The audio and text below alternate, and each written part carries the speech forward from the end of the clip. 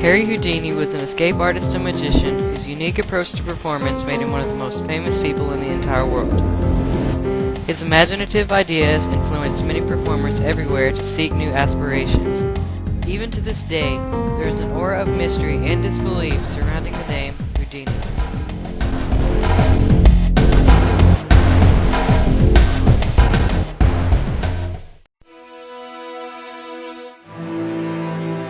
He was born in Budapest, Hungary on March 24, 1874. His parents, Mayer and Cecilia, named him Eric Weiss.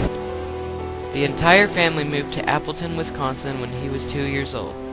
Growing up, he showed little interest in magic or escape, but at the age of about 15, Eric bought an old magic book, The Memoirs of Robert Houdin. This book would change his entire life.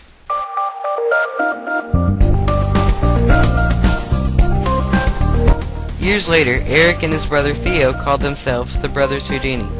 After less than 2 months of performing, their act came to a close. This was because Eric met a girl, Beatrice Ronner. They were married less than a month after they met. Harry and Bess, as he called her, started performing in small stage shows. Their greatest trick was one called Metamorphosis. This trick practically made his reputation. In this trick, Houdini tied his wife's hands with rope and put her in a trunk, which was locked. He then would place a cabinet between the trunk and the audience. Stepping behind a curtain, Houdini would magically switch places with Bess in 3 seconds. This would be one of his most famous tricks for years to come.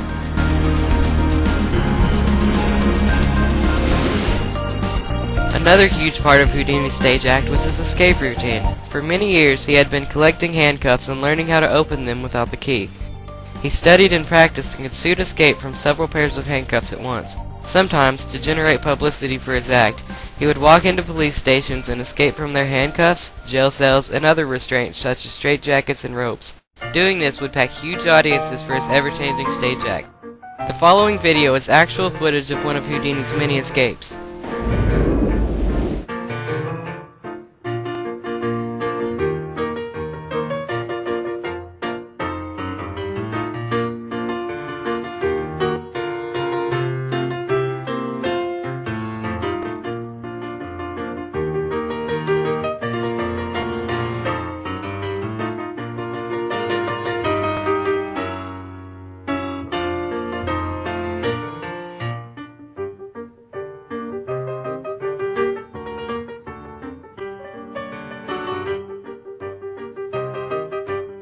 One particular time in Chicago, the police searched him for keys, put 3 pairs of handcuffs on him, then locked him inside a cell.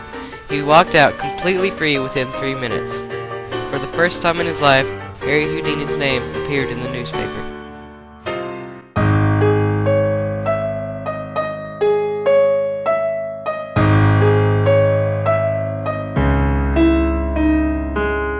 After making it into the newspaper, Houdini finally received the break he had been waiting for.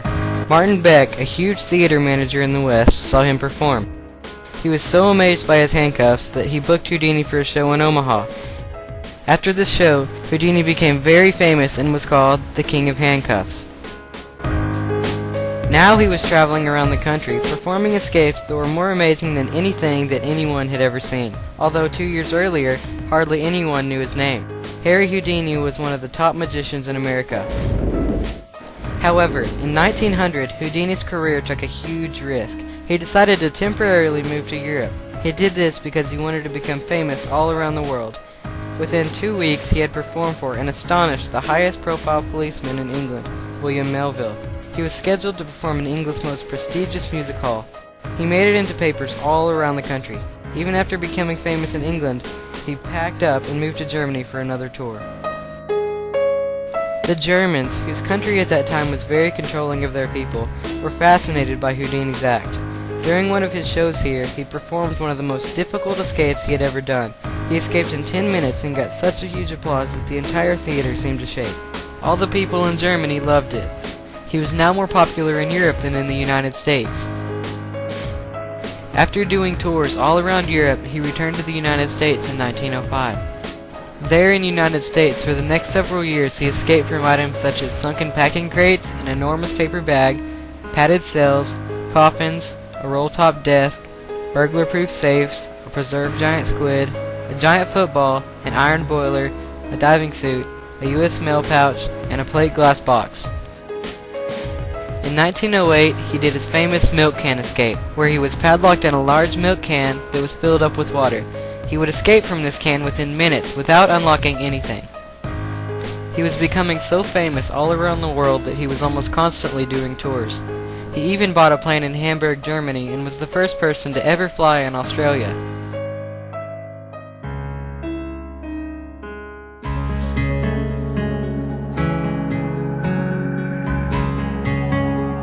Over the years, he developed several amazing tricks and escapes. In one, he escaped from a large packing crate that was tied up and dumped into a river. Another famous escape he developed was called the Chinese water torture cell escape. In this, a giant glass tank just big enough for him to fit in was filled with water.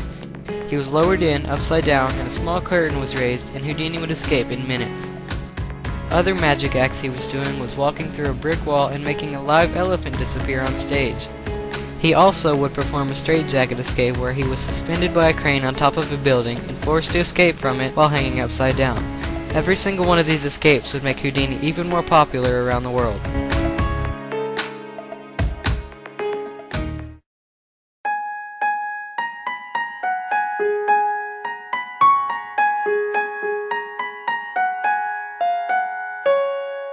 Despite all the fame he had, Houdini's body was wearing down over the years. In 1926, when he was 52 years old, he was performing a tiring 2.5-hour show almost every day. In a show in Albany, his ankle broke from a malfunction in the Chinese water torture cell escape. Houdini ignored the doctor and still performed the rest of the night. Then one day at McGill University, a young amateur boxer asked Houdini if he could withstand a punch to his stomach, which was a regular trick in his stage act. Houdini accepted this, and before preparing to do this, the young boxer, Gordon Whitehead, punched him hard in the stomach. Houdini was in so much pain later on that he agreed to go to the hospital. When doctors operated, they found that his appendix had burst. Houdini was given little hope of surviving from this damage. After much surgery and patience, Harry Houdini died on October 31st, 1926.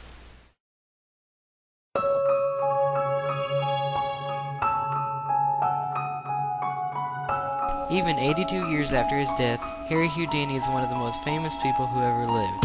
His name will forever be in the hearts of all the millions of people who saw him perform. He was, and still is, known throughout the world as Harry Houdini, King of Handcuffs.